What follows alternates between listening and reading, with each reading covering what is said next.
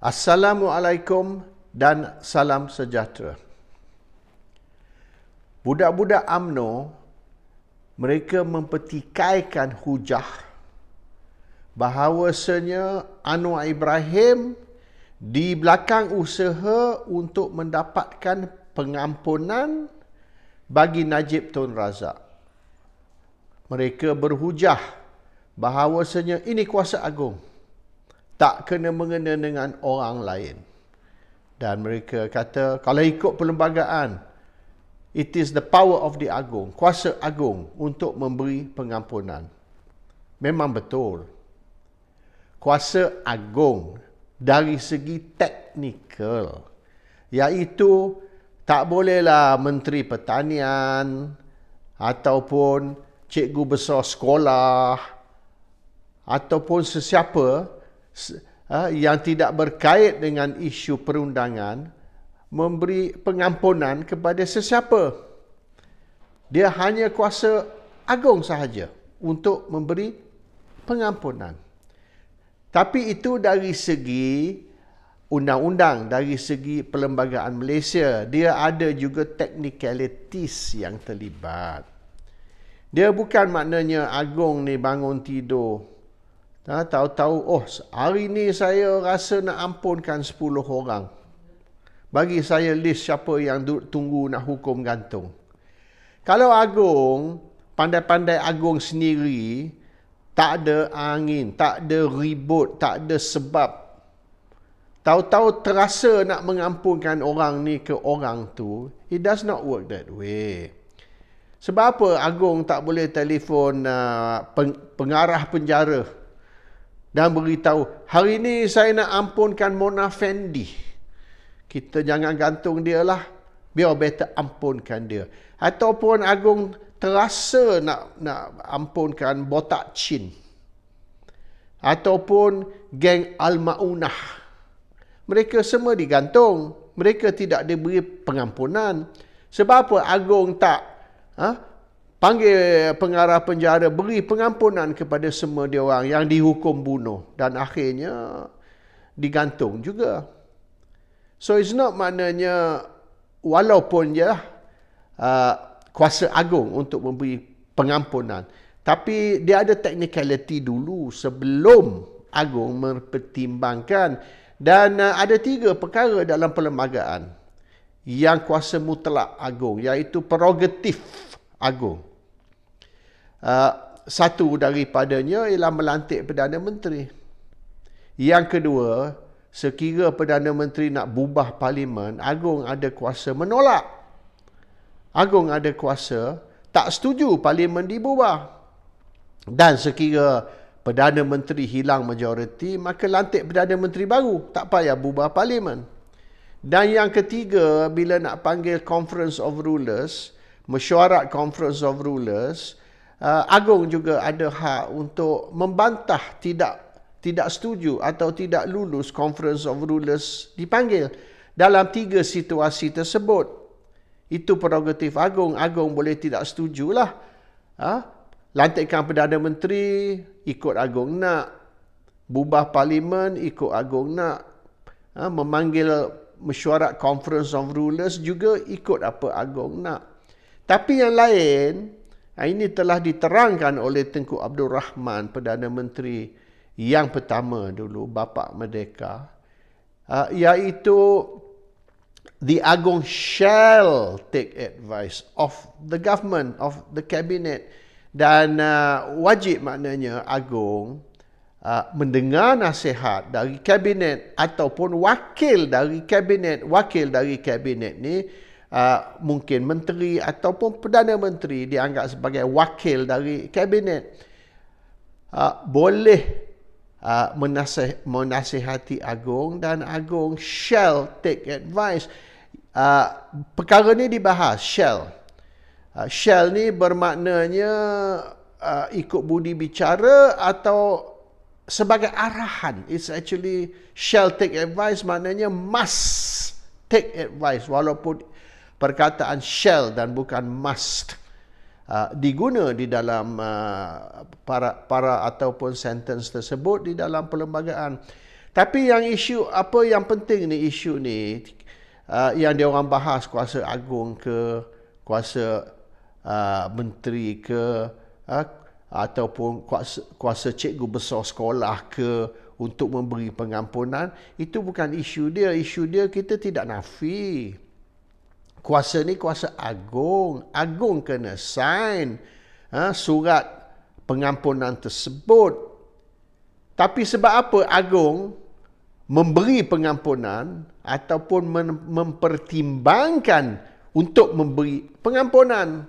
Kita ada beribu-ribu tu orang duduk dalam jail. Sebab apa yang lain tidak juga diberi pertimbangan untuk pengampunan? Sebab apa? Najib Tun Razak ataupun dulu Anwar Ibrahim masa 2018. Sebab apa Anwar Ibrahim dapat pengampunan? Oleh kerana Tun Dr. Mahathir Mohamad suruh agung beri pengampunan. Kalau Tun Dr. Mahathir Mohamad tak suruh agung beri pengampunan kepada Anwar Ibrahim, maka Anwar Ibrahim tidak diampun. Dan selepas dia dibebas dari jail tahun 2020 tanpa pengampunan, dia kena tunggu tahun 2025 baru boleh bertanding pilihan raya. Ringkas cerita, hari ini Anwar Ibrahim bukan Perdana Menteri Malaysia. Anwar Ibrahim kena tunggu bertanding pilihan raya tahun 2025. Itu pun sekiranya pilihan raya diadakan selepas 5 tahun. Kalau sebelum 5 tahun, Anwar tak boleh bertanding juga. Kena tunggu pilihan raya tahun 2029 atau 2030 baru boleh nak bertanding dan jadi Perdana Menteri.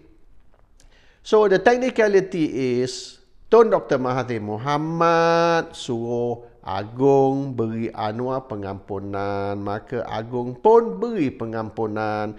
Sekiranya Tun Dr. Mahathir Mohamad tak suruh agung beri Anwar pengampunan, agung nak pandai-pandai dia sendiri beritahu, aku nak beri Anwar ni pengampunan. Sebab apa? Sebab aku suka. Sebab aku terasa, aku bangun tidur pagi tadi, aku terasa nak beri dia pengampunan. So aku beri dia pengampunan. Sebab apa Anwar? Sebab apa tak lagi 10,000, 20,000 yang duduk dalam penjara? Dan sebab aku rasa nak beri Anwar, aku berilah. Ikut akulah. Kuasa akulah. It doesn't work that way. Dia ada proses, dia ada prosedur. Sebelum agung memberi pengampunan, it must go through a certain process. Dia ada technicality. Jadi dia orang buat ni macam budak-budak UMNO bercerita ni, macam agung kalau naklah bangun tidur terasa nak beri orang ni ke orang tu ke, nak beri 100 orang ke, nak beri 1000 orang pengampunan, dia boleh pergi buat saja ikut suka dia lah, sebab kuasa dia lah. It doesn't work that way. Dan kita kena faham, politik ni ialah persepsi. Politics is about perception. Apa yang kita cakap, apa yang kita buat, itulah persepsi orang ramai. Adakah perkara tu betul ke tak betul ke? Hanya gambaran sahaja, bukan realiti ke? Ini bergantung kepada tindakan kita. Kalau kita cakap banyak, kita cakap ini, cakap tu, dan kita buat ni, kita buat tu, kita beri gambaran, kita beri persepsi bahawasanya ini realiti. Jadi kalau bukan realiti pun akan nampak sebagai realiti kerana tindakan kita. Kita membuat supaya gambaran tu menjadi realiti. It's not reality, but it becomes reality oleh kerana tindakan kita, kenyataan kita. Sekarang ni, budak-budak UMNO ni duk banyak cakap. Dia orang buat 191 bahagian UMNO. Bukan bahagian saja, termasuk pemuda, wanita, puteri, semua menandatangani petition kepada agung. Petition kepada agung supaya Najib diberi pengampunan. Dan perkara ni dihebohkan. Make a lot of noise. Oh, kita ni sign petition 191. Boleh dikatakan 100%. Semua, bukan saja bahagian. Wanita, pemuda, puteri, semua sign. Bermaknanya 3.5 juta rakyat Malaysia ahli UMNO Nak Najib dibebas. Dan kita buat petition kepada Agong. Sebab apa buat petition kepada Agong? Ada ke kuasa pengampunan ni datang dari recommend datang dari lembaga pengampunan atau dari UMNO? Sekarang gambaran diberi UMNO yang tekan Agong untuk beri pengampunan. Jadi nothing to do with lembaga pengampunan anymore lah. Dan ada ke lembaga pengampunan akan bermesyuarat dan akan menyokong atau menolak pengampunan?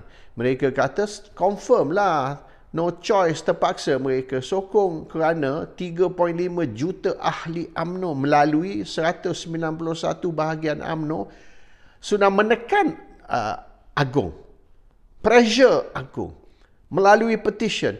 Jadi Agong pun takut, Agong pun tak berani. Dah kalau 191 bahagian UMNO, 3.5 juta ahli UMNO, pressure untuk pengampunan diberi, maka Agong tak mau beri pun terpaksa beri.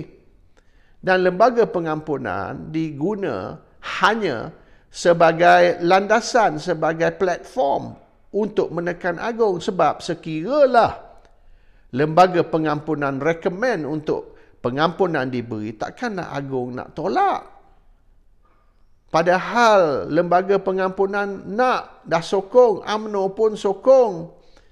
Jadi bila dah berjuta-juta orang, termasuk juga lembaga pengampunan recommend, Agong kalau mula-mula tak berapa nak beri pun, akhirnya terpaksa beri sebab public opinion, public pressure. Jadi bermaknanya kalau Agong was-was, kalau Agong 50-50, not sure nak bagi tak bagi, kita boleh pressure supaya akhirnya Agong akan beri oleh kerana terdesak, terpaksa, ditekan untuk beri. So kita kata ini kuasa Agong. Bukan kita tak boleh buat apa-apa. Atas Agong lah. Agong nak beri. Kalau Agong tak beri, kita nak kata apa? Yes, tapi kita akan pressure Agong until Agong terpaksa beri. Walaupun dia tak mau, dia terpaksa beri. Ini kita akan buat. Dan ini yang mereka sedang buat sekarang. Jadi pressure gambaran ataupun persepsi yang orang ramai dapat ni ialah all this is scripted ataupun stage. Dia orang buat sandiwara. Dia kata ini kuasa Agong, kita tak boleh cakap apa, biarlah Agong yang menentukan sebab mengikut perlembagaan kuasa untuk beri pengampunan ialah kuasa Agong. Tapi kita akan tekan Agong, kita akan pressure Agong, kita akan buat supaya Agong has no choice, terpaksa beri oleh kerana kalau tak beri akibat dia teruk. So akhirnya kuasa Agong. Ginilah kita kata hanya awak je boleh sign surat ni. Tanpa tanda tangan awak benda ni tak laku, tak sah. Tapi kita ambil pistol, kita letak dekat kepala dia. Awak kena sign, kalau awak tak sign kita tembak, awak akan mati. Jadi dengan pistol dekat kepala tu kita sign lah. Sebab tanpa tanda tangan kita benda ni tak laku, tak sah. So once we sign benda tu kira okey lah. Tapi saya sign kerana pistol kat kepala. Jadi selepas saya sign tu, memanglah betul lah dengan tanda tangan saya ni benda ni legal lah. Tapi cara saya sign tadi, itu yang penting. Bukan the fact that saya sign tetap saya sign. Tapi cara yang dibuat untuk saya sign, iaitu letak pistol kat kepala. Sekarang ni kita letak pistol dekat kepala Agong.